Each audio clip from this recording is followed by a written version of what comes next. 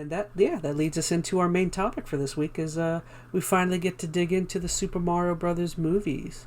So you guys take it away. Was it everything you'd ever hoped and dreamed? The most amazing cinematic masterpiece I have ever laid my. No, I'm just kidding. Did you build a new relationship with your inner child? Did you felt all the nostalgia, everything? Yeah. Well, I got to go with my child, my daughter, and she was super excited about it. I do think I was telling Chaz this. I took her at a poor time when we were both kind of tired, so I think she was getting kind of drowsy halfway through the movie. But she enjoyed it, and she was hyped up about it for the most part. So that made me more excited. And it was fun. Some of my favorite memories with my dad are like going to see movies. Like I remember when we went to go see Shrek. That was a kind of a weird movie maybe to take your kid to watch, but I enjoyed it. How old were you? I don't remember. Did he say that was your real father? Funny. I don't know where we want to start with this. I mean, there's supposed to say like general gut reactions, how we felt about it. Because I mean, I thought the movie was fun. I thought it was good, not great, but it was an enjoyable time at the theater. So I'll start with that.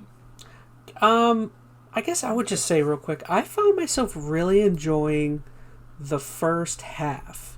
Mm-hmm. The first half I very much enjoyed, and then just around the time the Donkey Kong stuff happens, that's around the time I started to like kind of get disinterested. And I think my one big problem with this movie is the one thing I had a problem with prior is the voice acting for me kind of wasn't there. Like I didn't really like Mario and Luigi. I think the Donkey Kong stuff was really bad. I think all of the voice acting for that section, like Seth Rogen, he's not great. He wasn't great. And his dad, I didn't mind. Not great. Cranky Kong, not good. Cranky Kane. I thought whatever. Mario was fine. Like, I know that's been the big hot button topic was how good Chris Pratt is. He's perfectly fine. Like, is there a better Mario out there? Maybe, but for what they were doing here, he was fine. He wasn't distracting. He served the character well enough. I had bigger issues with the Mario character, how they presented him more than just the way he sounded. I feel like Charlie Day as Luigi was interesting. He barely says anything. I mean, yeah, they didn't do much with Luigi in this, which, I mean, fine, I suppose. I thought his voice was fine. It's not the standard Luigi sound, but then again, Pratt was not the standard Mario sound, so I guess I don't mind there. Peach was fine. I thought Toad was actually probably my favorite. Toad was my voice. Yeah. I actually think Mario part was more annoying, seeing as how at the very beginning, when you get to hear Charles Martinet talk right next to him, it's like, I don't know. Part of me was kind of annoyed that it's like, because you saw the section where Charles was in. Yeah, it's annoying to hear him do the voice, and it's like, I got the joke of the scene where it's like, haha, this guy does it better than you, but it's like. I would not have wanted Charles Martinet the whole movie. I really wouldn't. And part of it, I'll be completely honest, my nostalgic Mario lore, he's Brooklyn. Like, he's not Italian. I mean, Italian, whatever. But I go back to Captain Lou Albano, like Super Mario Brothers Super Show. Like, that's the Mario voice I hear, which is not Italian. It's the, hey, how you doing? Like, that's what I like. And not that Pratt was that, but he was closer to that than the Martinet Italian aesthetic or accent. I kind of wanted him to be silent protagonist, but I know you, as a movie... I don't think he came from Mario. Like, I am curious, like, if they end up doing this for, like, a Zelda movie, will they make Link a silent protagonist? Like, I think he almost is more required to be a silent protagonist, but I don't know, that's a whole other argument. Samuel Jackson voices Link. Yeah. Anyway, I thought the voice was fine. I mean, you could argue one way or the other. I didn't think it was detracting to me. The only voice I thought was straight up bad was Cranky Kong, and I think that's a pretty common kind of opinion on it. Yeah. He just, when I think Cranky Kong, I think grouchy old Kong, and he's like just this goofy, like, sounding something. I don't know. I'm not sure what they were going for there, but it did not work. Again, everything from the Donkey Kong on, I lost interest for some reason. I don't know. Yeah. Everything before that I thought was good. Fair, pretty good. what I think I liked about the early aspect of the movie is it didn't feel rushed. Like the first 20 minutes, I felt like they were taking some time to, as odd as this sounds, to give some lore to Mario and Luigi, which some of it was just nods to like nostalgia and other gaming moments. All of But the member berry stuff in the first 20 minutes is like really cool. Like you get to see Wrecking yeah, Crew, Punch Out, Kid Icarus. You get to see. yeah, there's some Star Fox stuff in Mhm. there. Like there's a lot of little nods and Easter eggs, which is a lot of fun.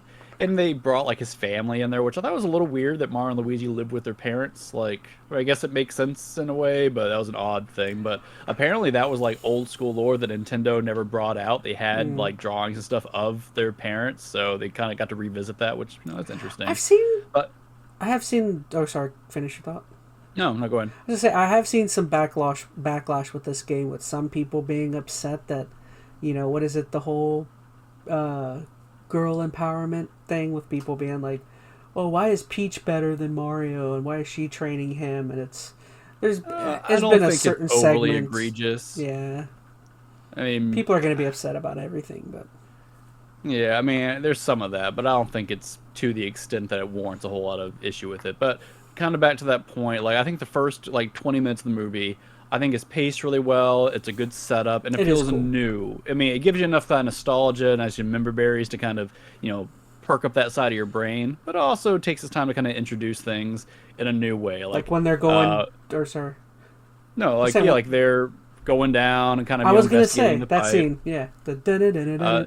He's trying to, save New York by being the best plumber. Like, that's all fun. I mean, obvious stuff. It's not like they reinvented the wheel, but it gives a little bit of something to the Mario and Luigi, relationship and their character, that they're trying to start up this, budding plumbing business after getting out of the Wrecking Crew, whatever his name, I don't know. I thought that was fun. But then as soon as you get to the Mushroom Kingdom, it is just, as fast as it possibly can to be like, here's the next thing, here's the next thing. And that's when it started to lose me. And when I say lose me, it's not that I didn't enjoy it, but any little bit of character development they tried to kind of build up on in those first 20 minutes is just done. Like there is no more character development as soon as you get to the Mushroom Kingdom. Everything's just kind of set, and you just go with it. So And I feel like it didn't need to be that way. So just a weird tangent. So Nintendo owns Donkey Kong, or Yeah. okay. So Rare. What is Rare's? So Rare just published Nintendo.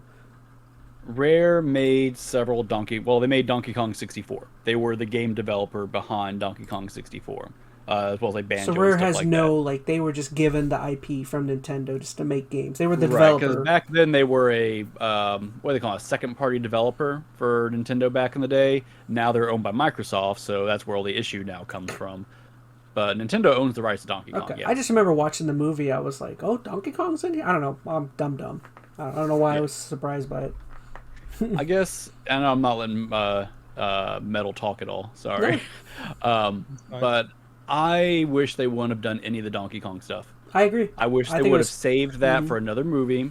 I mean, I get why they did it, but I feel like they could have, the Kong Army thing, completely superfluous, right? Like, it doesn't have any impact on the ending. They all fall off Rainbow Road at a certain point. So really, that was just all a wash anyway. It was just there to fill time. They could have filled that time with at least a little bit of character development. Like, they could have done more with, Mario and Peach, even if it was a montage of them, working through some Mario level, nostalgia kind of things where they have to help each other or get past, I don't know, King Boo or I don't know, just something else Mario related that I think could have been fun. Or spent more time with Luigi over in Bowser's Castle. There's other things they could have done that could have given this movie the narrative, character development that it was lacking. But the movie, I don't think, trusted itself to do that. They just wanted to get to the next big thing to kind of say, ooh, look, it's Donkey Kong. Ooh, look, it's like a Smash Brothers scene. And just, I don't know. That reminds me that Luigi, when he walks into the castle, that should have been a mansion. He should have been captured in a mansion. But maybe they're saving that for another possible movie. And I think they are. And that's what I think I'm getting at. They did a lot to just throw everything at you that's Mario themed. There's so much Mario stuff in here, which is fun. But they could have held back a little more, I think, because clearly they're going to have multiple sequels after this, right? This is not the last Mario movie they make, so there's plenty of time, plenty of room to have gotten into Kong stuff. The Mario Kart stuff could have happened later.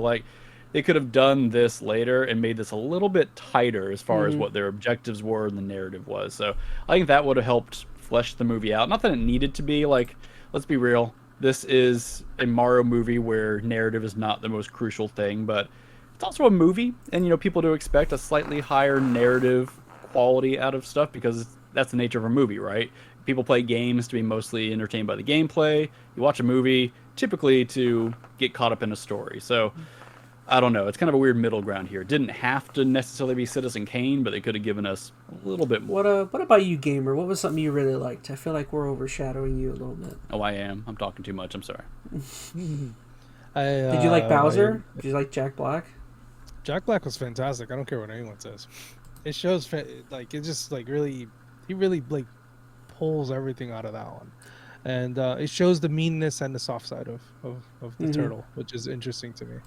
My favorite scene, really, to be honest with you, the presenting of the blue shell. Okay. That is what threw me for a loop because I was that like, on Rainbow wait, Road where the turtle turns or Yeah. something?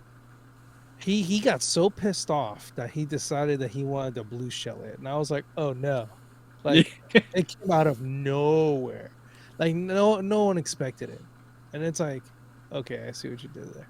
What did And he? then, He like, kamikazed himself, kind of. Yeah. Yeah, pretty much. Like- Seppuku. Which just adds a whole new context to what blue shells are now in Mario Kart. It was just so nasty. Like it just ended up happening, and it's like, oh my god, that was like the end of it, and it really did. He like completely like destroyed everything. Like after that, the Kong whatever army was like obliterated. It was like bye, Yeah. see you later. It was all irrelevant at this point. I am glad hearing You know, Phoenix. But I do agree. I do agree that it did go quite quickly. After a certain point, it was really really fast. After a while, it just kind of like I don't know, just kind of kept throwing things at you, which it's fine. It's just again, it's for kids. Best character in the At end of movie. day, I was gonna say best character for me was the little blue star. That was the only character in the whole movie. oh, where, the Luma. yeah, every time they shoot. The only escape is the sweet release of death. Yeah. What's crazy is that I put a little more thought into that, and I was like, it makes sense why he's like that. He's a freaking star. That's it. Stars don't really die. I love when they're getting lowered into the lava. Everyone's screaming, and that star is like, yeah. Yeah. It had fun parts. I tell you, I mean, you said it like, so this is a movie for kids. I don't like that argument. Like, it's true. And, they succeeded in making something that appeals to kids and appeals to the nostalgic adults It wasn't like us. bad. I mean, It was not bad. Clearly, it's not. That was Because good.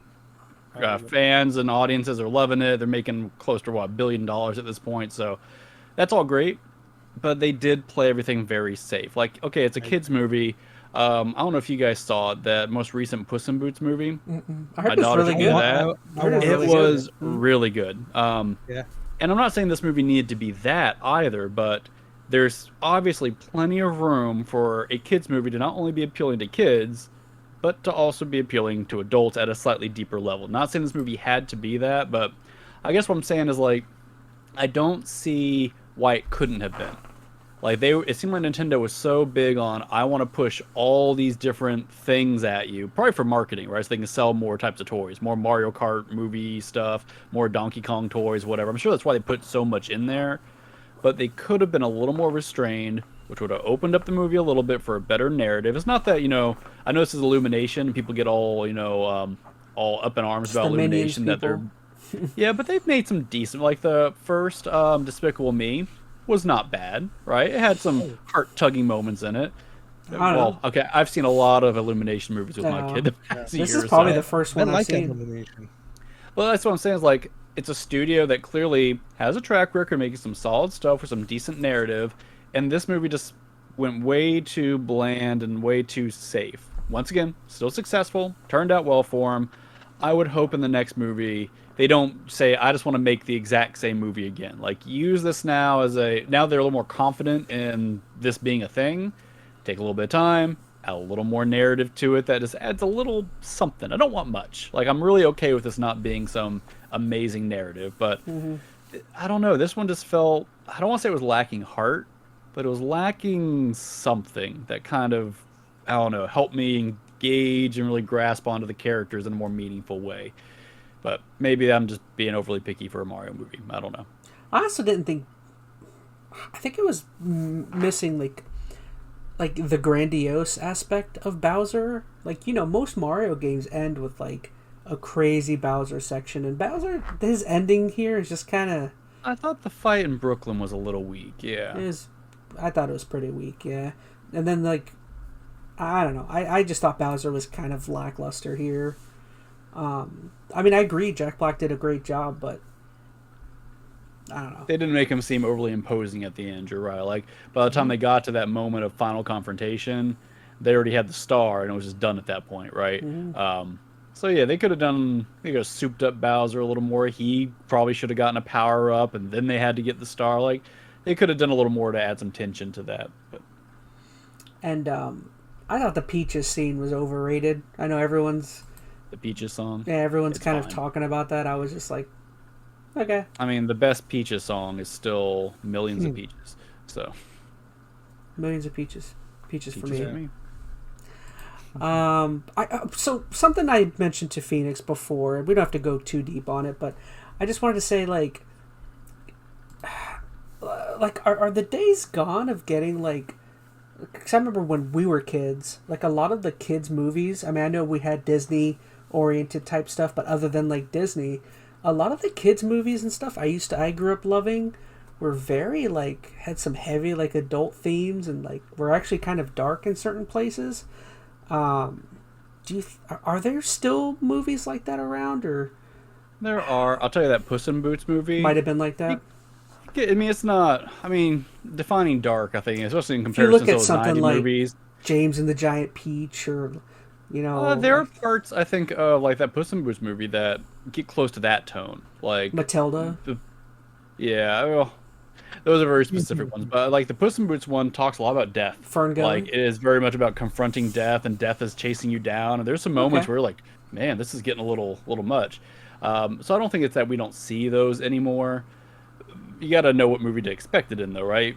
You'd never expect that in a Mario movie. Like, that's never what Mario is going to be, right? It's never going to tread that dark territory. Even like something like a Luigi's Mansion, like they're not going to go dark. It's always going to be very kid-friendly and approachable, because that's Nintendo. I mean, when has Mario ever really been dark besides, I guess, the OG Mario movie, which, ooh, man, that's something. When has Mario been? I guess you're right. I mean, I think this is the wrong movie, I think, to expect that on. I mean, I'm not saying that you shouldn't be maybe looking for that in other kid-like movies, but I don't think Mario was ever going to be the candidate for that. Was just, when I was watching it, that was something that jumped into my mind, where it was just like, I don't know. That again, it was a different time. Like, the world was different. What you could get away with. 80s and 90s kids movies are like all over the place.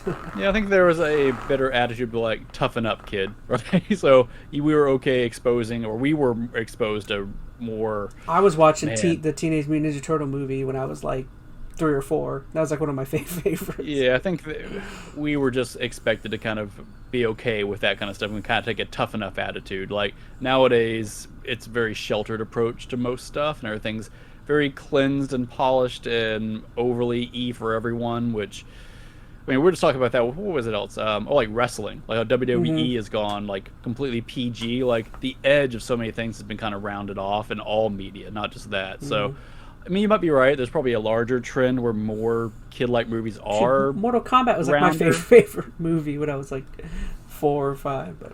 Yeah. I don't know. I guess my point being is I don't think those movies are gone, but you're probably right. They're probably fewer and further between. Interesting. All right. Well, again, we don't have to go too far into that, but I don't know. Anything else we have to say about the movie itself? Trying to think. Is there anything? Are you guys looking forward to a potential sequel? Because I mean, we're gonna get one. Oh yeah, this is absolutely. This has made so much money. They'll turn it into the MCU, Mario Cinematic Universe. MBU, Mario Brothers Universe. I don't know. Would you rather next see a sequel to this or a spin-off, like a Luigi's Mansion or a straight up like Donkey Kong movie? Spin-off. Or... I don't. I mean, that's me personally. So what would Yeah, it be? dude. Would it be like a Luigi's Mansion or something completely different? They Yeah, can definitely. totally do that. Maybe, Like a spin-off with Luigi's Mansion and Mario goes missing I would somehow. even love to. I want to see a Mario's gone missing or Mario's time machine. Oh Oh man, man. Oh man. Where Mario has to go through time and like hang out with Joan of Arc and find Luigi. I would my love God. to It'd see be Bill and like Ted's just with Mario. It'd be great. just to see the animation style. I would love to see a Paper Mario like full fledged. Like I would love to see how that would look. You know. Or some Superstar Saga. Ooh. I think seeing like Mario RPG I think could be interesting.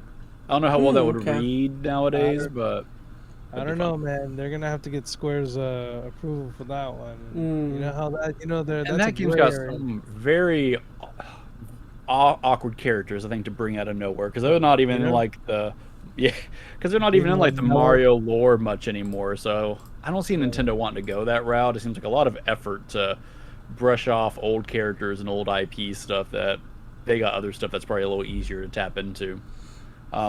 So let me ask you this: if it wasn't going to be like a Mario movie or Mario spin-off, do we wanted to see a new Nintendo IP like a Star Fox movie, Zelda movie? I would rather see that, definitely. I'd rather see a Star Fox movie. Star Fox movie? I think that could be easy too. Like they have enough games to work with. What about a Metroid? Oh, they could do a Metroid. Metroid movie? I think Star Fox would work very well just because all those characters already have a lot of personality. So it'd be very easy, I think, to play up those characters and take them to the screen. And although there's been a lot of games, most of those games, at least especially if you go like the OG ones, there's a lot of wiggle room there, right, with what they can do narratively. Like, think about just like Star Fox 64. You just got Andross, and he's taking over the galaxy, and that's basically bottom line plot. You can do whatever else you want to with it. So I'd like to see Star Fox. I think it'd be fun. Do an F-Zero. Screw it. Oh, I was gonna say F-Zero. Yeah. Could do F-Zero. It'd be like a Fast and the Furious knockoff. Oh man, that'd be awesome. God, who would you get to play Falcon? Oh, family. Vin Diesel. No, Chris Evans. Chris Evans to play Falcon. No, it's got to be. No, I want to see this like straight up parody of Fast and the Furious. I think that would be the best way to sell this. It'd be Captain Falcon as Vin Diesel. What other F-Zero characters are there? I don't even know. All I know is Falcon. I don't know. Gotta get The Rock to play something. No, and, I think Jason Statham. Chris Evans as Captain Falcon. I don't really like that. Falcon. I don't know. Punch. He could probably do it, but I don't know. I'm going to vote Vin Diesel just because I think it'd be hilarious. Sigourney Weaver as Samus, even at her age. Oh jeez. Who else would you get to play Samus? I mean, it could be anybody. I mean, he's in the helmet most of the time. Chris Pratt. Chris Pratt as Samus. Yeah. I mean, I don't really have anything else. Again, I thought the movie was fine for me. It was fine. I don't know if I'll ever watch it again. I would. I would want to watch it again. This might look pretty on Blu-ray though. It's a fun movie to watch. Like, here's the thing: my daughter's gonna want to watch it again, so I'll probably see it on repeat for like weeks and weeks after it comes out on Blu-ray or whatever. So I don't know if I'm gonna be watching it again for like narrative beats, but I actually want to go back and just see what little Easter eggs I missed, because I'm sure there's a lot of little nods that I didn't quite catch the first time around. I'm kind of disappointed there wasn't an OG Donkey Kong reference during the Donkey Kong section. Like you didn't hear the doom doom doom doom doom doom. Well, they had the straight up Donkey Kong cab at the very beginning. Wasn't that what Chris Martinet's little cameo character was playing? Maybe. I just meant like during the Donkey Kong section they should have used that as a moment to reference. I mean, they used the entire stage, like literally throwing. And they had barrels being thrown at you, like were there nods to it. Were there barrels? I don't even remember. Yeah, dude, he grabbed the barrels and he actually chucked them. Oh.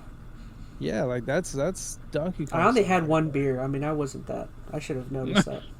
Oh man, I only had like 3 buckets of popcorn. And you got lucky and got the little question mark block popcorn bucket. Man, I ran out by the time I got there. I will say it's been long enough since I've been working at a movie theater where like now I enjoy just like having an hour or 2 hours to sit in a chair and eat popcorn and drink beer. Oh, that's great. I love it. It is pretty great. No. Well, shoot. You guys got anything else to add? No. No. I think it's interesting how they added the suits to it. The suits? Which suits? Like Power up. the cat suit and stuff Oh, like that. I okay. thought that Was it was really Tanuki? interesting.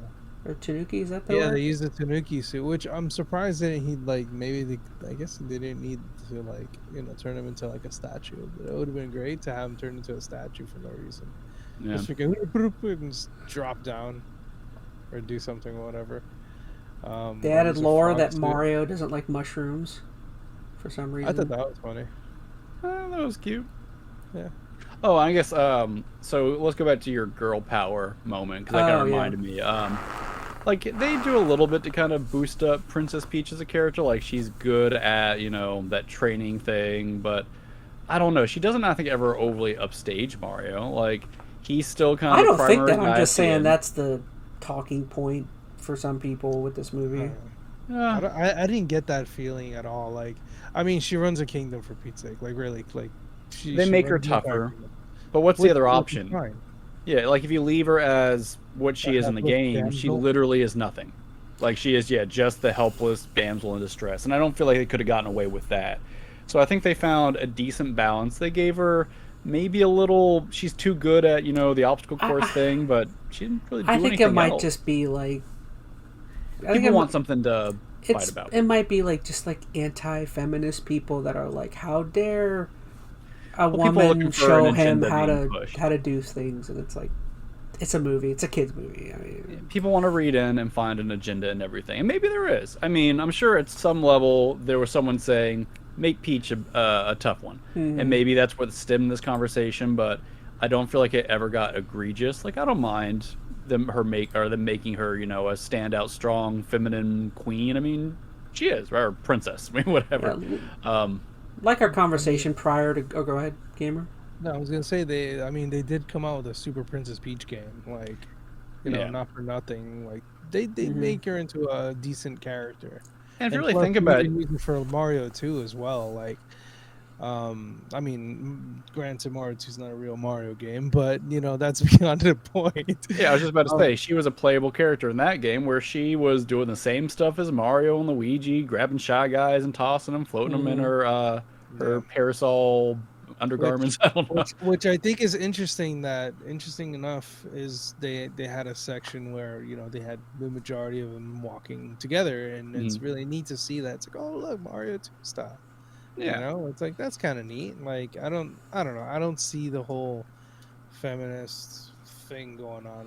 it's not like they made Mario overly weak either. Like, yeah, he was bad at that obstacle course the first time, but that would make sense because first time he's in Mushroom Kingdom, and then he gets the hang of it very quickly, right? So it's not like they downplayed Mario either much. Like he was always able to succeed. It was always by his ability. So It's like our conversation before going live about something other current events where it's like, I think there's possibly a place for arguments like that, but it's like when it comes to this case, it's a kids movie. It's like this is not for me. This isn't the place where I want to approach that subject. At least you know what I mean. Like, well, I think it depends. To be fair, like it depends on how egregious. I guess I guess that's what I'm getting. I don't get the sense that it's anything's egregious here. Yeah, I feel like everything here is consistent enough with what the character could be, with within the realm of artistic liberties, that it's fine.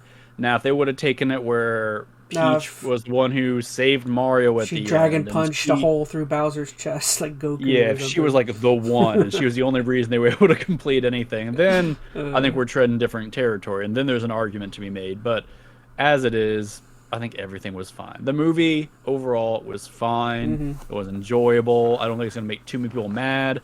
I don't think it's gonna get too many people super hyped up about future Mario universe it's not stuff. Making maybe kids but mad. I mean, it's at like 700 million gross profit huge now. amount. Certainly not making Nintendo mad because they are just swimming in their Scrooge McDuck money right now. So I mean, they were playing it safe with this movie because of freaking the first one. So I mean, obviously they had a lot was riding on this movie. If they would have done bad, Oh, they've already been begun. horrible. Yeah, they've already begun plans for whatever's next. I guarantee you. Yeah. of course.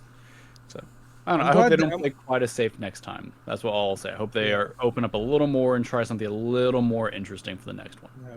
I'm glad they went this route though, instead of like realistic and all that nonsense. I agree. I really like the. Yeah. I think the art style and everything works perfectly fine for it.